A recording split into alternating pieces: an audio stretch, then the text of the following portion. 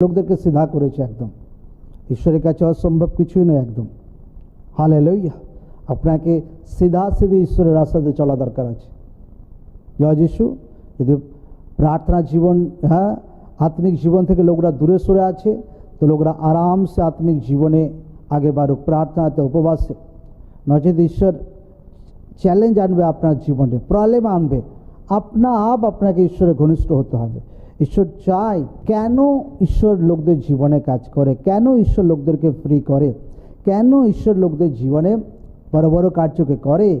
যখন দূসরা ব্যক্তির জীবনে যখন সাক্ষ্য দেখি, কিংবা নিজের জীবনে যদি বড় কিছু হয়, ঈশ্বর চায় সেই ব্যক্তি যেন আমার আরও ঘনিষ্ঠ হতে পারে।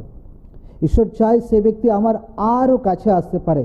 এইটা হচ্ছে ঈশ্বরের ইচ্ছা, এইটা হচ্ছে ঈশ্বরের টার্গেট।